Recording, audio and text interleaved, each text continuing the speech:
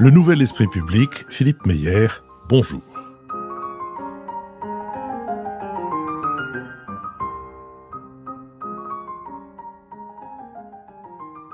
Georges Forestier, donc nous allons diffuser une thématique entière à partir de votre livre sur Molière, mais j'aimerais que vous nous disiez quelle était la réalité de la famille de Molière et à partir de quand la représentation en a été manipulée ou modifiée ou falsifiée.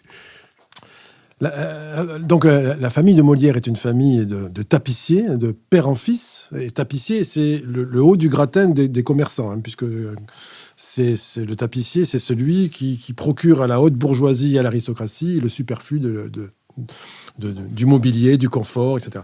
Et donc, son père est tapissier, lui-même fils de tapissier. Du côté de sa mère, elle est fille de tapissier, lui-même fils de tapissier. Les oncles sont tapissiers. C'est vraiment voilà, voilà, c'est ça. Et en plus, le père de Molière achète une charge de tapissier valet de chambre du roi qui lui permet.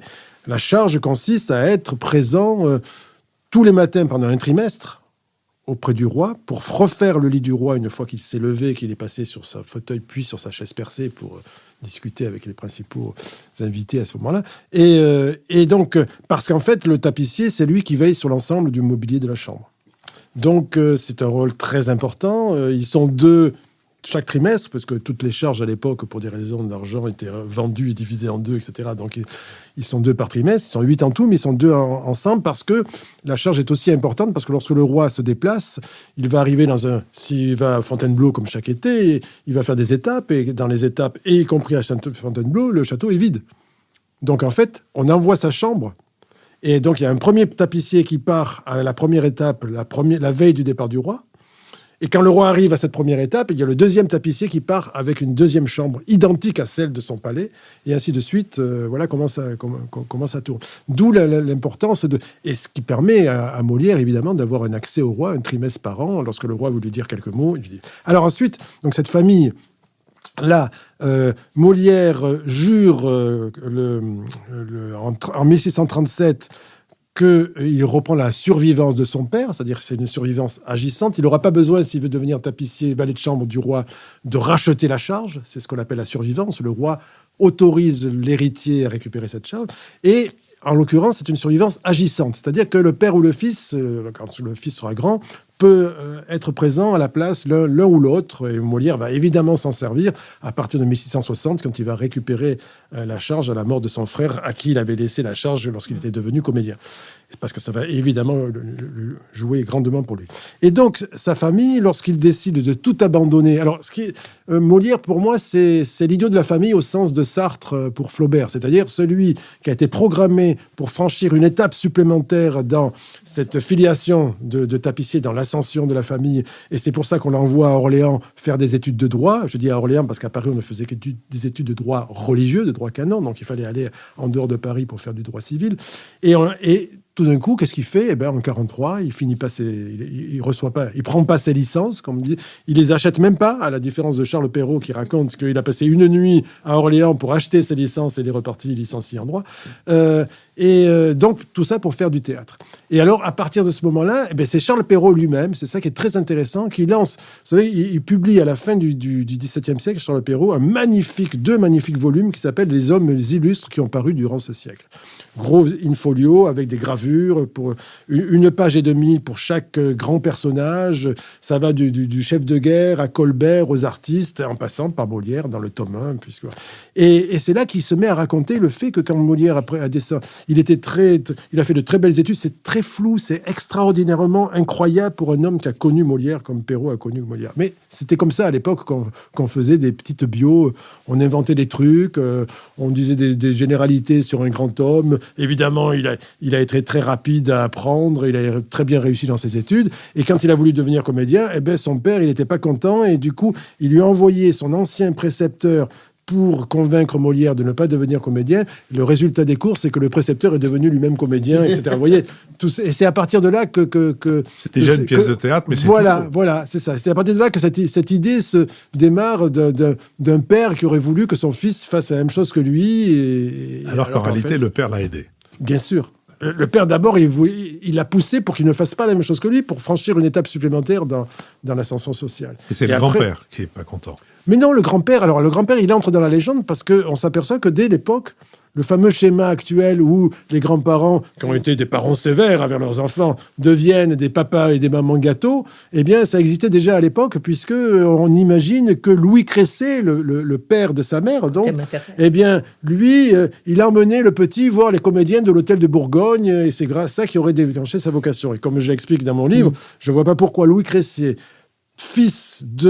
petit-fils de tapissier, frère de tapissier, père de tapissier, beau-père avec le père de Molière de tapissier, aurait été plus libéral vis-à-vis de son fils, de son petit-fils que le père. Je veux dire, pour lui, le monde du théâtre, il devait l'aimer, il allait au théâtre, mais c'est tout. Donc voilà comment s'est fabriquée petit à petit cette petite légende.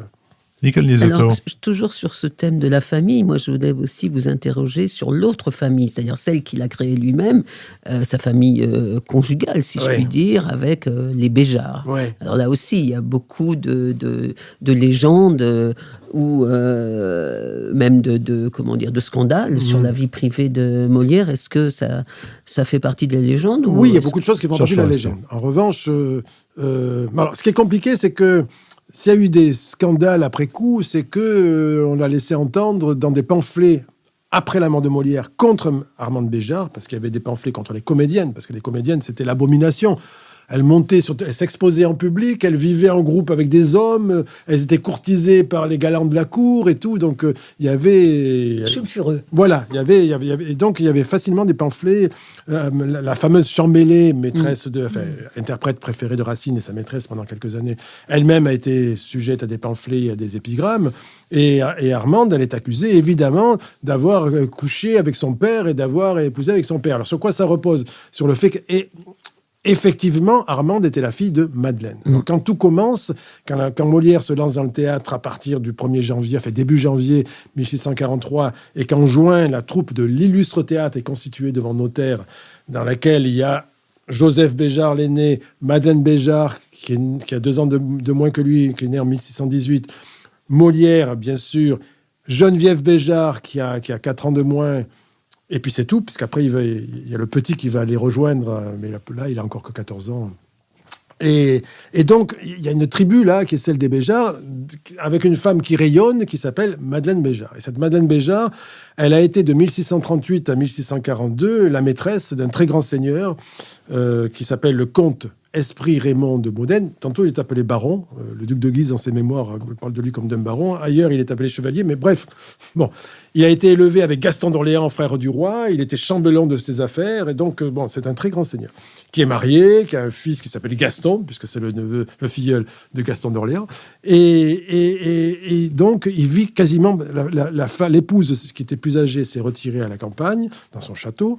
Et lui vit quasiment maritalement avec Madeleine Béjart, dont il a une première fille en 1638, baptisée à l'église Saint-Eustache, quoique adultérine, mais officiellement reconnue par lui, Esprit Raymond, et par Madeleine.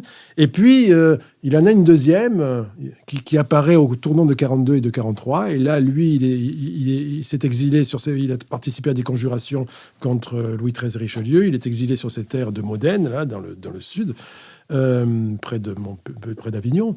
Et donc, il faut lui donner un père à cet enfant. Et quel père on va lui donner? Pour l'instant, on ne va pas lui donner de père. On va retarder le baptême.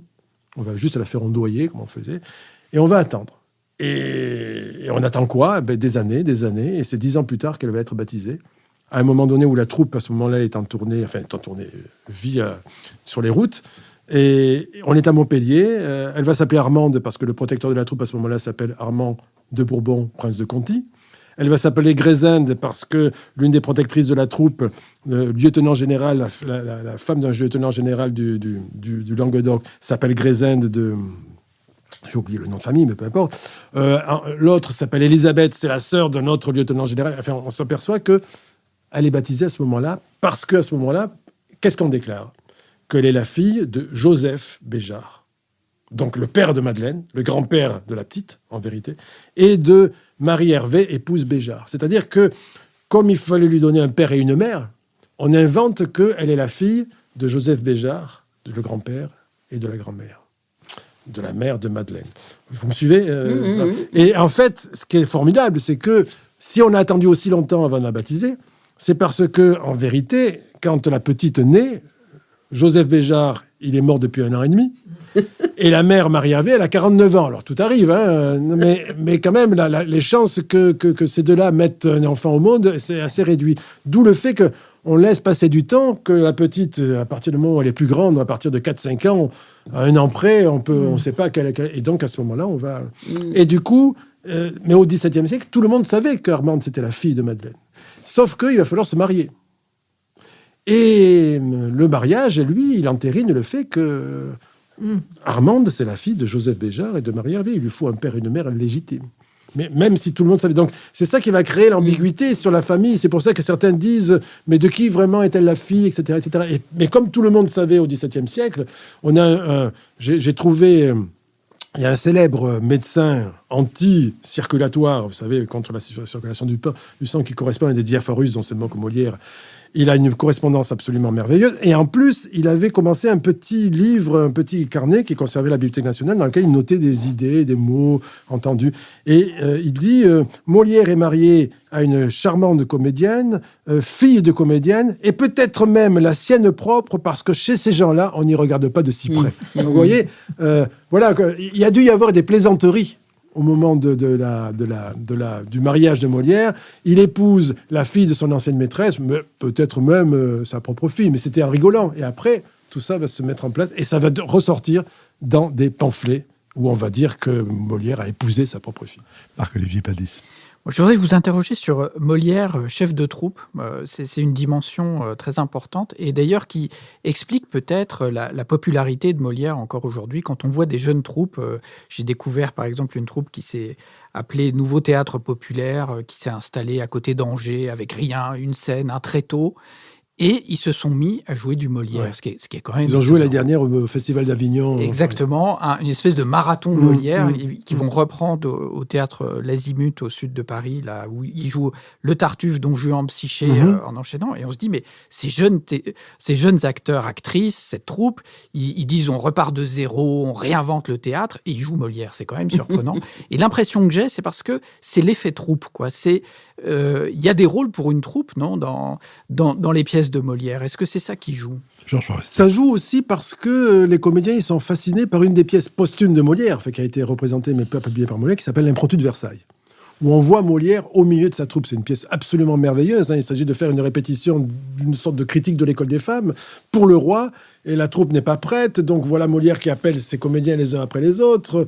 Les autres lui disent voilà, mais bon, on n'est pas pressé de venir parce qu'on ne connaît pas nos textes. Mais il dit mais comment ça se fait que vous ne connaissez pas votre texte puisque c'est de la prose et que vous devriez pouvoir improviser. Mais on lui dit mais vous avez répondu à la commande du roi, mais c'est trop pressé. Et à ce moment-là, il y a des morceaux de répétition et on voit Molière qui met en place ses acteurs, qui explique à tel acteur que c'est pas ça l'accent. Voilà, vous et moi, dit-il à Lagrange, on joue 2 marquis. Allez, commencez. Et à ce moment-là, Lagrange dit « Bonjour, marquis ». Mais alors, ce n'est pas le ton d'un marquis, il faut le pendre d'un peu plus haut. Écoutez-moi un peu. « Bonjour, marquise !» Et c'est là qu'on voit... Et donc, je pense qu'il y a une part de ça pour les comédiens qui connaissent tous cet Impromptu de Versailles. Il y a cet aspect-là où Molière, effectivement, on le voit au milieu de sa troupe, à la fois révéré par sa troupe, à la fois homme capable de faire une mise en scène, parce que jusqu'au début du XXe siècle, la mise en scène, ça n'existait pas. C'était chaque acteur qui décidait de la manière dont il allait jouer son rôle, avec quelquefois un qui avait un peu plus d'impact sur les autres, qui coordonnait un peu les choses. Mais sinon, le métier de metteur en scène, c'est quelque chose de très récent et qui est devenu envahissant à partir depuis les années 60 et 70, au point qu'ils sont rivaux des auteurs maintenant, les metteurs en scène. Mais ça, c'est autre chose. Du temps de Molière, c'était pas du tout le cas. Alors, Molière, au milieu de sa troupe, ce qui est très intéressant de voir, c'est comment il commence par être un des membres de la troupe. Bon, quand on voit l'acte de création de l'Illustre Théâtre en 1643, il partage avec 2 autres jeunes les premiers rôles. C'est écrit dans... Et puis ensuite, on s'aperçoit qu'il continue à jouer, puisque la troupe de l'Illustre Théâtre ne joue que des tragédies, ne crée que des tragédies nouvelles, et ils doivent reprendre des comédies, mais ils ne créent que des pièces qui sont des tragédies. Eh bien, il joue des rôles tragiques. On a retrouvé, par miracle, un exemplaire d'une pièce à grand spectacle, d'une pièce à machine, l'une des premières pièces à machine françaises, qui s'appelle Andromède de Pierre Corneille, dans laquelle une main inconnue, à l'époque, a noté en face des personnages les noms des acteurs de la troupe qu'il allait voir. C'était à Lyon. Alors on sait que la troupe a joué cette pièce-là. La pièce avait été créée en 50-51 à Paris.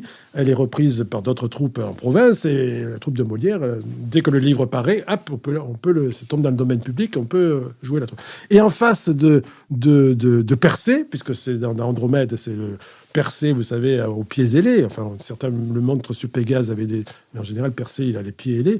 Et, eh bien, il devait jouer à l'origine le rôle de Phinée, le rival amoureux, et qui va être évidemment tué par Persée. Mais finalement, il joue le rôle de Persée. C'est-à-dire qu'il devait jouer l'un des deux premiers rôles, et il joue le premier. Donc, en fait, d'emblée, il joue des rôles de tragédie. Et puis, ce qui se passe, c'est qu'il est donc l'un des membres de la troupe. La troupe de l'Histoire fait faillite. 4 d'entre eux, les 3 Béjart et lui, sont récupérés par la plus prestigieuse des troupes de campagne, la troupe du duc d'Épernon, gouverneur de la Guyenne, de l'Aquitaine actuelle. Et ils partent donc à partir de 1646 dans cette troupe. Et elle a un chef qui est très connu, qui s'appelle Dufresne.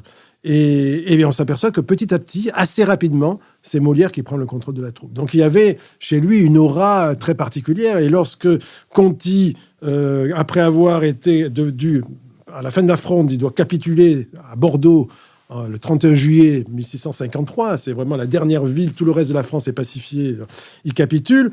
En attendant son amnistie, il se retire dans un petit château familial, enfin un grand château à l'époque, aujourd'hui c'est un petit château, mais un grand château familial à Pézenas, à côté de Pézenas, le château de la Grange des Prés.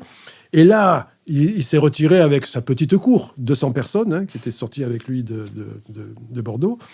Et c'est le 4e personnage du royaume, Prince de Conti. Et là, on s'ennuie, et donc il faut des comédiens. Et on fait venir une troupe, et on s'aperçoit très vite que la troupe qui arrive, c'est celle qu'on appelle la troupe de Molière. Et les relations privilégiées qu'un mémorialiste qui était l'aumônier de Conti raconte après coup, qui dit qu'ils avaient des relations privilégiées. Conti aimait, qui était un homme très savant, très instruit, très intelligent, aimait à s'entretenir avec Molière. Donc on voit que il est maire. Et en plus, c'est le début des années 50, où la troupe a besoin, comme toutes les autres troupes de campagne, ils sont une centaine de troupes de campagne qui sillonnent la France. Il n'y a que 2 troupes permanentes à Paris. Le théâtre de l'Hôtel de Bourgogne, rue Mauconseil, et la troupe du Marais, rue Vieille du Temple. Et puis, pendant quelques mois, la troupe de l'Illustre Théâtre, qui s'installe rive gauche, et puis qui trouve pas son public, et qui donc fait faillite.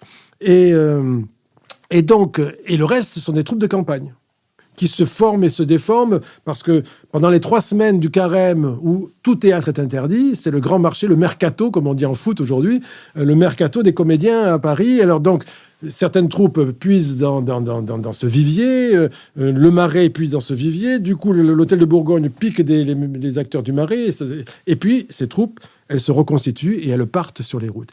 Et quand elles se rencontrent dans une ville comme Lyon, où la troupe très souvent est à Lyon, la troupe de Molière, et qu'elles sont 2 ou 3 troupes à Lyon, qu'est-ce qui va faire la différence entre ces troupes qui ont toutes le même répertoire? Puisque leur répertoire, c'est les pièces du domaine public qui sont publiées et les grands succès. Parce que, comment dirais-je, dans les provinces, on réclame les succès parisiens. Donc, elles ont le même répertoire. Eh bien, quand on a la chance d'avoir un type qui a qui révèle un petit talent de plume et qui peut écrire des petites pièces en un acte qu'on va ajouter sur l'affiche avec le médecin volant de Monsieur de Molière, etc., etc., eh bien, c'est ça qui va faire la différence. Et lui, il écrit des petites pièces un peu meilleures que les autres.